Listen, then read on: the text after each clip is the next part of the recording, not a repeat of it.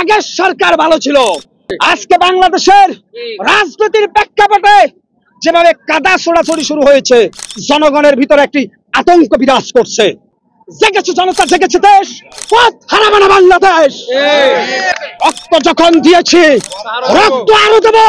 বাংলার মাটি থেকে পেশিবাদের শেষ শিকড় উৎখাত করে ছাড়ব।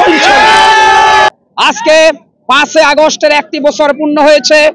শুকর আলহামদুলিল্লাহ, আজকের এই 5 আগস্টকে বাংলার ইতিহাসের স্মরণীয় বিজয় দিবস হিসেবে জনগণ উপস্থাপিত করেছে। আপনারা জানেন, আজকের এই 5 আগস্ট একটি অন্যরকম দিন। অনেকে বলছেন যে আমরা বৈষম্যহীন বাংলাদেশ ছাড়ার পরে অনেকে বৈষম্যের শিকার হচ্ছে। দোষ ত্রুটি থাকবে ভাই, কিন্তু আপনারা কি জানেন আজকের এই দিনটি কেন বাংলাদেশের প্রতিটি মুক্তিকামী জনতার জন্য একটি আলাদা দিন? আজকের এই দিনের আগ পর্যন্ত বাংলাদেশের ইতিহাসের ক্ষমতার ময়দানে এমন একজন স্বৈরাচার জগৎ বিখ্যাত খুনির আত্মপ্রকাশ ঘটেছে। দীর্ঘ 18 বছর বাংলার মানুষ ওই স্বৈরাচারকে ছিন্ন করতে পারেনি। মুসলিম জনতার ক্ষোভের আগুনে আল্লাহ পাকের অশেষ মেহেরবানিতে 5 আগস্টে জগৎ বিখ্যাত খুনি স্বৈরাচার হাসিনাকে দেশের মানুষ জাদু পিটা করে বিদায় করে দিয়েছে। আজকে আমি বেশ কিছু কথা আপনাদের সামনে তুলে ধরবো। শেখ হাসিনার ইতিহাস আপনাদেরকে একটু স্মরণ করে দিতে চাই।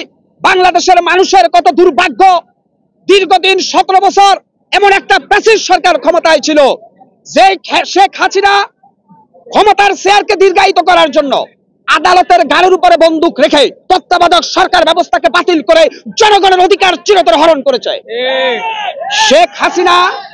শেখ হাসিনা দীর্ঘদিন অবৈধভাবে ক্ষমতায় থেকে জাতির সাথে মিথ্যা কথা বলেছে, নাটক করেছে, অভিনয় করেছে। আপনারা জানেন শেখ হাসিনা কতটা সাইকোপ্যাথ ছিল। 5 আগস্টের আগ পর্যন্ত এই হাসিনা যখন তেলের দাম বৃদ্ধি হয়েছিল, শেখ হাসিনা বলেছিল তেল ছাড়া তরকারি রান্না করা যায়। যখন পেঁয়াজের দাম বৃদ্ধি হয়েছে, এই সাইকোপ্যাথ হাসিনা বলেছিল পেঁয়াজ ছাড়া তরকারি রান্না করার জন্য। যখন বেগুনের দাম বৃদ্ধি হয়েছিল, এই সাইকোপ্যাথ খুনি হাসিনা বলেছিল যে মিষ্টি কুমড়া দিয়ে বেগুনি বানানোর জন্য। এই শেখ হাসিনা যখন ডিমের দাম বৃদ্ধি হয়েছিল, সে বলেছিল ডিম সিদ্ধ করে ফ্রিজে রাখার জন্য। এরপরেও যারা আওয়ামী লীগের হাসিনার জন্য কান্নাকাটি করেন, আপনাদের বিবেককে প্রশ্ন করেন, আপনারা কি চতুর্ভুজ জানোয়ার নাকি মানুষ? এই শেখ হাসিনা পৃথিবীর ইতিহাসের শ্রেষ্ঠ মিথ্যাবাদী। এই খুনি হাসিনা জাতীয় সংসদে দাঁড়িয়ে বলেছিল হেফাজতে ইসলামের সমাবেশে আলেম ওলামারা নাকি পাঞ্জাবির মধ্যে রং মেখে যা শুয়ে আছিল, পুলিশ গাছে দেখে উঠে দৌড়তেছিল। এইরকম টাটকা মিথ্যা কথা শয়তানও বলতে পারে না। শেখ হাসিনা একদিকে যেমন প্যাসিভ ছিল, অন্যদিকে ভয়ঙ্কর মিথ্যাবাদী ছিল। আরশি আজিমের মালিক কোটা আন্দোলনকে উছিলা করে একটি বিশ্ববিখ্যাত লেডি মাফিয়াকে বাংলার জমিন থেকে বিদায় করে দিয়ে জনগণের মনে একটি স্বস্তির নিঃশ্বাসের জায়গা করে দিয়েছে। আজকে কেন বিভিন্ন জায়গায় আওয়ামী গুজব বাজারে বলে আগের সরকার ভালো ছিল? আমি বলবো তাদের জন্ম হয় আখ খেতে নাহলে ধান খেতে হয়েছে। কোন সুস্থ মস্তিষ্কের লোক, কোন বৈধ মায়ের সন্তান হাসিনাকে ভালো বলতে পারে না। শেখ হাসিনা নির্বিচারে পাখির মতো গুলি বর্ষণ করেছিল এদেশের ছাত্র জনতা যুবকের বুকে। শেখ হাসিনা এমন একটি প্রশাসন যন্ত্র সাজিয়েছে, সবগুলো ছিল ফেরাউনের পাহারাদার। আজকে বাংলাদেশের এই 5 আগস্টে আমি দাঁড়িয়ে বলতে চাই, বাংলার জমিনে খুনি হাসিনা আত্মপ্রকাশ করা তো দূরের কথা, হাসিনার লাশ হওয়ার আসবে না। আজকে আওয়ামী লীগ, ছাত্রলীগ, যুবলীগের কর্মীগুলো ওই যে বিভিন্ন দরজা জানালা বন্ধ করে রুমের ভিতর থেকে হাসিনার নামে স্লোগান দেয়। আজকে বাংলাদেশের রাজনীতির প্রেক্ষাপটে যেভাবে কাদা ছোড়াছড়ি শুরু হয়েছে, জনগণের ভিতরে একটি আতঙ্ক বিরাজ করছে। আবার কি সেই খুনি হাসিনা বাংলার জমিনে আত্মপ্রকাশ করবে? আবার কি মানুষ তাদের ভোটার অধিকার হারাবে? আবার কি মানুষ তাদের মৌলিক অধিকার হারাবে? না, আমি বলতে চাই যারা শেখ হাসিনার পক্ষে স্লোগান দর্শ, তোমাদেরকে বলতে চাই পৃথিবীর ইতিহাসে সমস্ত রাষ্ট্রবিজ্ঞানের বইকে তাহলে পুড়িয়ে ফেলতে হবে যদি হাসিনাকে ফেরানোর চেষ্টা করো। ইতিহাস কখনো মিথ্যা বলে না।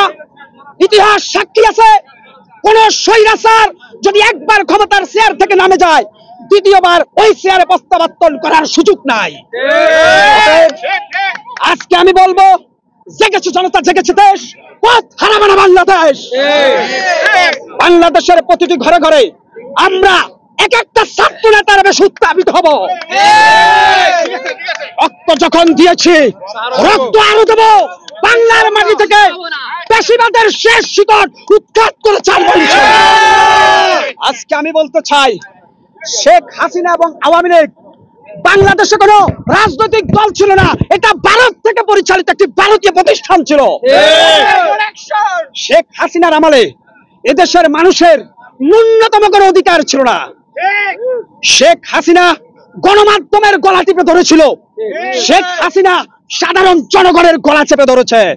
আজকে আপনারা এখনো যদি সচেতন না হন, তাহলে এই জাতির কপালে দুঃখ ছাড়া কিছু থাকতে পারে না। আমি বলবো ভাইরা আমার, আমি একজন সাধারণ খেটে খাওয়া মানুষ।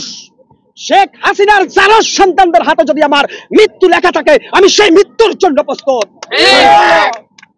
চোখের একটি পাতাও যতক্ষণ পর্যন্ত লড়ে, ততক্ষণ পর্যন্ত খুনি হাসিনার পেশিজমের বিরুদ্ধে প্রতিবাদ করে যাব ইনশাআল্লাহ। বাঁচতে কাজে মরলে শহীদ, সেই আশা আকাঙ্ক্ষার স্বপ্ন বুকে নিয়ে আজকে বিদায় নিলাম, আগামী দিনের নতুন বাংলাদেশ গড়ার স্বপ্ন বুকে ধারণ করে।